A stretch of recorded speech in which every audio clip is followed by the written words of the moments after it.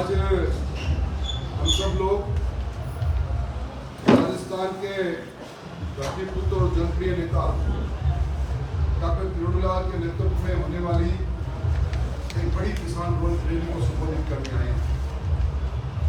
राजस्थान की हुकूमत अगले महीने अपने 4 साल को पूरा करेगी।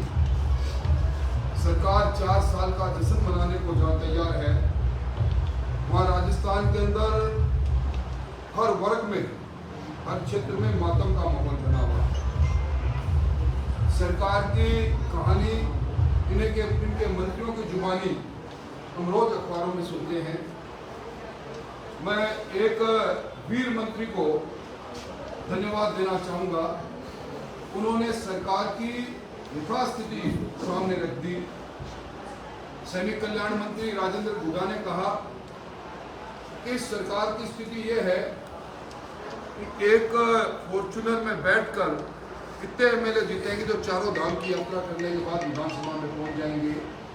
ये वस्तुस्थिति है। रोज सरकार के मंत्रियों का सिर फटोवल आप देखते हैं।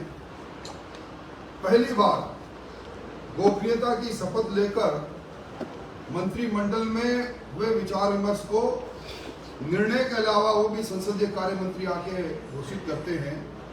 किसी बात की जानकारी प्रेस या दूसरे लोगों के माध्यम में नहीं होती।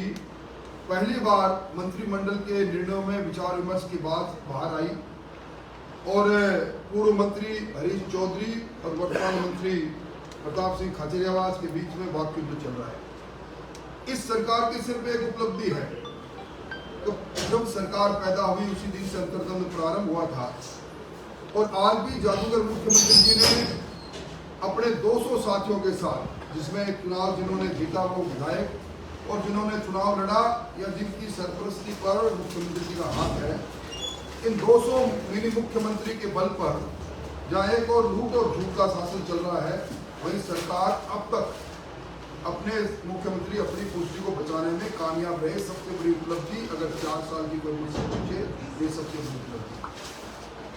पहली बार राजस्थान में कानून व्यवस्था मुद्दा बन चुकी है।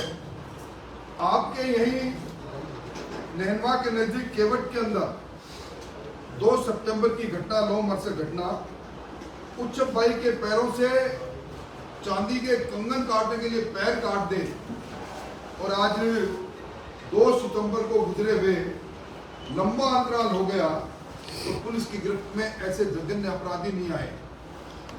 आज अपराधी और अपराधियों की सैरगह राजस्थान बन गया और सरकार के मंत्रियों की सरपरस्ती के अंदर आज गुनाह पनप रहा है। चारों ओर असंतोष का वातावरण बना हुआ है। सरकार के रोज खोटे फैसले सामने आ रहे हैं। अभी सरकार ने संविदा कर्मियों के नियमितीकरण करने की बात को लेकर बड़े बड़े विज्ञापन जारी हुए और जब उनके रूल्स को देखा तो उसमें संविदा कर्मियों की सेवाओं को समाप्त करके नए सिरे से संविदा सेवाएं देने का एक प्रावधान हुआ। आज जिस प्रकार की आपाधापी का वातावरण बना है, सरकार का इकबाल टूट गया। आज यूरिया के लिए लंबी लंबी लाइनें लगी है। बिजली की दरों में लगातार बढ़ोतरी हो रही है पिछले दरवाजे से। बिजली खरीद और कोयला खरीद में चांदीपुट अभियान चल रहा है। स्थानांतरण उद्योग इन मंत्रियों को और सरकार में बैठे लोगों के लिए माफिक सिद्ध हो रहा है। इन सारी बातों को लेकर और अन्य बातें डॉक्टर किरोड़ीलाल जी बताएंगे। हम सब लोगों ने सरकार के 4 साल पर जहाँ एक और आक्रोश रैली के माध्यम से विधानसभा में जन जागरण करेंगे, वहीं विभिन्न कार्यक्रमों के माध्यम से हम सरकार की कलई खोलेंगे। और मैं दावे के साथ कह सकता हूं कि समय के चक्र के साथ सिर्फ इतने विधायक जीतेंगे जितने राजेंद्र गुडा के मंत्री जी ने कहा। मंत्री एक दूसरे को ललकार रहे, कभी दूसरा मंत्री किसी को गुलाम कहता है, किसी को कहता है कि मैं जलालत की जिंदगी जी मंत्री पद पर बैठ के जलालत महसूस करता हूँ। ऐसी आपाधापी कभी देखी नहीं।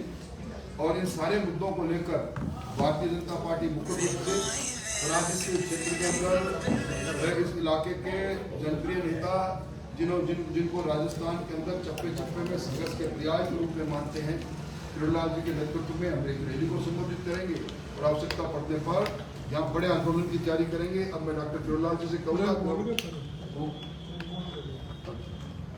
तो मैं पूर्व मंत्री प्रभुलाल जी से कहूँगा कि वो